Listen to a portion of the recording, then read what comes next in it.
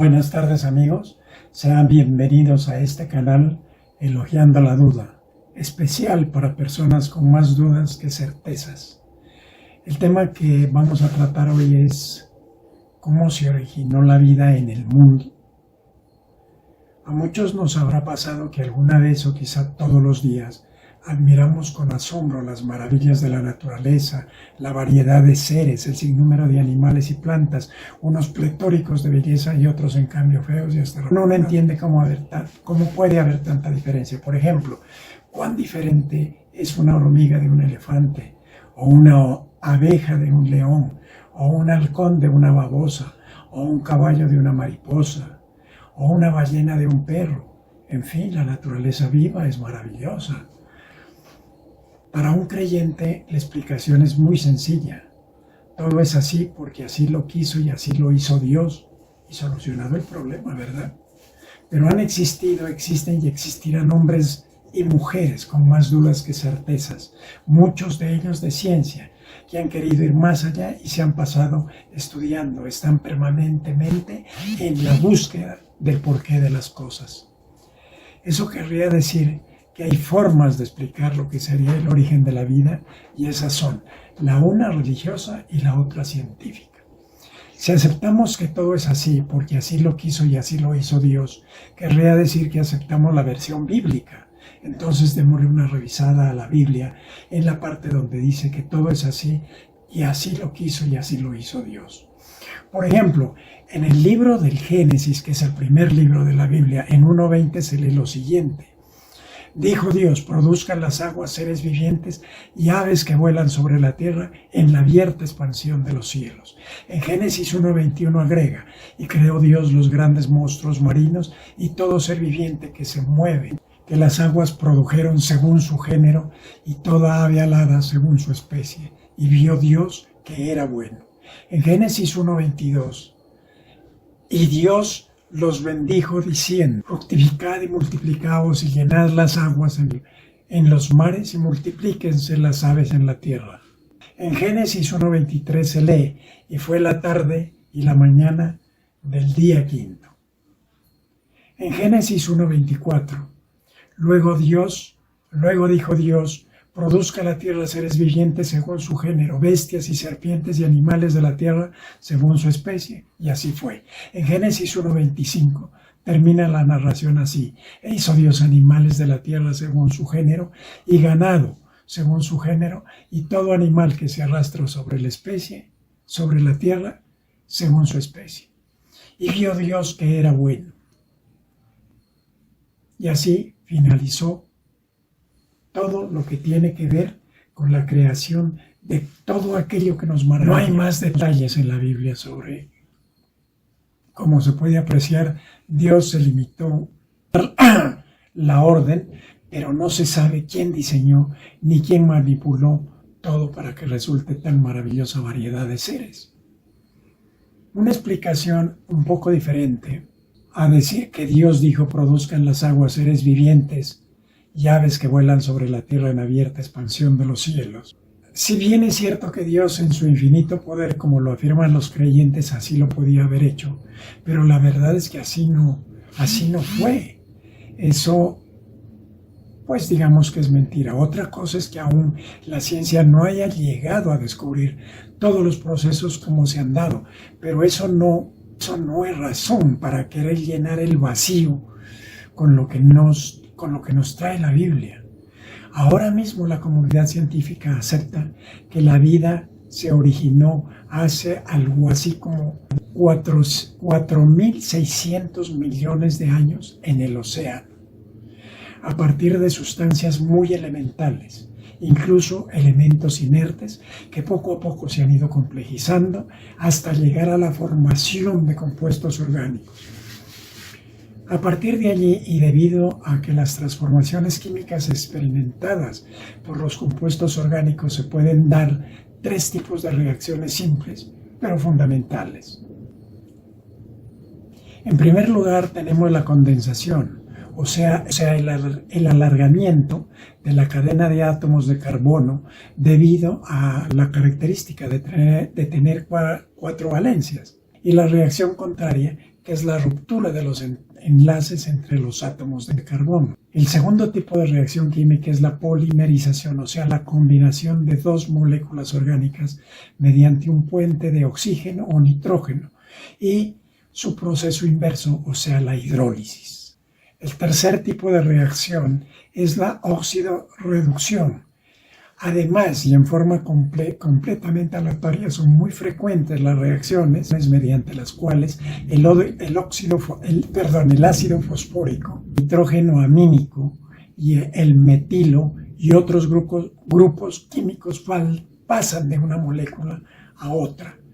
Ahora, es de advertir que al presentarse una o dos de este tipo de reacciones, las tres o combinaciones de cualquiera de ellas, se da lugar a múltiples transformaciones de la sustancia que pueden dar lugar a la formación de diversos cuerpos, muchas veces muy distintos entre ellos. Entonces, la complejidad de los organismos vivos se puede dar a partir de estos tres tipos de reacciones simples. Con esto no quiero demostrar cómo apareció la vida en este planeta, sino dejar planteado que el proceso de la formación de la vida es largo, complicado y demanda mucho tiempo. Pero en todo caso parte de elementos sencillos que poco a poco se van volviendo complejos. Según lo anterior, no es creíble que con solo desearlo u ordenarlo se creen los peces, los animales y las aves, a sabiendas de que cada cuerpo en particular es muy, pero muy complejo. Cada cuerpo tiene sus órganos vitales, tales como el cerebro, el corazón, el hígado, los pulmones, los ojos, los oídos, los riñones, etcétera, etcétera. Y otros órganos, además de los complicados entramados de venas, arterias, músculos y nervios. Y no ser porque se han ido formando poco a poco y demandando no solamente millones, sino miles de millones de años, no hubiera sido posible su existencia y mucho menos la existencia de semejante variedad de seres vivos. Al respecto, el autor Alexander Oparin, un biólogo y químico ruso que en 1924 escribió y publicó un libro intitulado El origen de la vida, plantea su teoría acerca de esto, del origen de la vida. En resumidas cuentas, esta teoría plantea más o menos lo siguiente. En el océano primitivo se empezaron a juntar los elementos existentes, especialmente el carbono, que es el elemento fundamental en todo ser vivo, formando los primeros hidrocarburos, o sea, la unión de carbono con hidrógeno, y los primeros cianógenos, o sea, la unión de carbono con el nitrógeno. ¿De dónde salieron el carbono y el nitrógeno?, me preguntarán los creyentes. Está demostrado que desde mediados del siglo XX, mediante observaciones realizadas con potentes telescopios, que en las galaxias, como en la Vía Láctea, espacios interestelares, no están vacíos, sino que allí hay una sustancia que se halla en estado gaseoso y pulgurulento, según Fensekov, quien fue el astrónomo que las descubrió. Esta sustancia, en muchos casos y por efectos gravitacionales, se puede juntar entre sus partes, creando formaciones densas y muy grandes, como si se tratara de nubes gigantescas, que al seguirse juntando pueden llegar a formar cuerpos celestes de gran tamaño, como por ejemplo las estrellas. Las que aparecen en la parte central de esas inmensas nubes, estrellas que aparecen rodeadas de la mencionada sustancia gaseosa y pulgurulenta. Partiendo de este hallazgo de Fensekov, se podría decir que así se formó nuestro Sol y que de la sustancia gaseosa pulgurulenta se formaron los demás planetas de nuestro sistema solar. Esto ocurrió hace aproximadamente 4.600 millones de años, que es la edad de nuestro Sol y la de todo el sistema solar. Pero a lo que voy con todo esto es a la pregunta: ¿de dónde salieron el carbono, el hidrógeno, el nitrógeno y el agua? La respuesta es esa. Ahora, ¿de dónde saldría la sustancia gaseosa pulgurulenta? Pues lo dijimos en el anterior video. A partir del estallido del Big Bang, la energía se repartió por todo el espacio y parte de esa energía se colapsó y formó la materia. Ahí está la respuesta. La sustancia gaseosa pulverulenta que dio origen, y es que se han hecho análisis de la composición de dicha sustancia y se han encontrado que tienen hidrógeno, metano, algunos hidrocarburos, amoníaco y agua en forma de pequeños cristales de hielo. O sea, que como dice Oparin, desde el origen de nuestro planeta entraron en su composición los elementos necesarios para la formación de los compuestos orgánicos primitivos. Pero, ¿cómo y cuándo surge la vida en todo esto? Es que los hidrocarburos primitivos son sustancias que tienen propiedades de incorporar a su molécula una molécula de agua o hidratarse con gran facilidad. Descubrimiento hecho por el académico Jaworski. Valga la pena recordar que la molécula del agua contiene oxígeno además del hidrógeno, y gracias a esto y a las innumerables y libres combinaciones y procesos de oxidación se formaron alcoholes, acetonas y aldehídos.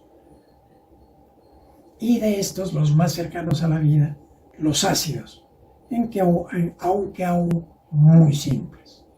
Pero hay que advertir que todos estos procesos sucedieron en millones de años, no de la noche a la mañana. Ahora, en cuanto a los hidrocarburos simples y sus derivados, también simples, existe infinidad de posibilidades de elaboración de productos químicos orgánicos, tales como azúcares, grasas, pigmentos como el índigo, los terpenos, los alcaloides y hasta el caucho. El movimiento del diseño inteligente que se manifiesta partidario de que todo lo que existe en forma natural se debió a la existencia de una inteligencia creadora que no podía ser otra que Dios. Pero como pudimos apreciar en la Biblia, no hay ninguna explicación al respecto. O sea, la Biblia no lo explica. Los seguidores de este movimiento, usando conocimientos científicos, la presentan como una teoría verdaderamente científica sin serlo. Pero tomando elementos sobre los orígenes de la vida, tratan de explicar la formación de que todo es así, y así lo quiso, y así lo hizo Dios. En este movimiento incluso hay personas con niveles académicos, pero a la vez fundamentalistas cristianos, que uno no puede creer. Por ejemplo, el estadounidense Michael Bing, PhD en bioquímica en la Universidad de Pensilvania y Senior Fellow del Center for Science and Cultures del Discovery Institute. El desarrollo del concepto de complejidad irreductible como un sistema individual compuesto de varias partes bien coordinadas que interaccionan para desempeñar la función básica de este, que si se eliminara cualquiera de estas partes dejaría de funcionar por completo, y defiende la idea de que existen estructuras demasiado complejas en un nivel bioquímico como la molécula del ADN, que no podrían ser explicadas como el resultado de la evolución, planteamiento que ha sido refutado fuertemente por la comunidad científica. E incluso el Departamento de Ciencias Biológicas de la Universidad de Leiden, donde él trabaja, ha publicado una declaración con su posición oficial en la que se señala: nuestra posición colectiva es que el diseño inteligente no tiene su base en la ciencia, no ha sido comprobado experimentalmente y no debe ser considerado como científico. Otro defensor del diseño inteligente, llamado DI, es el también estadounidense William Alter Bill Dembski, matemático, filósofo y teólogo. Este señor se opone a la teoría de la selección natural de Charles Darwin. Un tercer defensor importante del DI es el estadounidense Stephen C. Meyer, autor y ex educador. Se le conoce por haber ayudado a fundar el Centro para la Ciencia y la Cultura del Discovery Institute, organización promotora del movimiento del diseño inteligente. Increíble. Hasta aquí el video. Muchas gracias por su amable atención y espero que les sea de alguna utilidad. Ahora me despido, no sin antes recordarles que se suscriban en YouTube a este canal Elogiando la Duda.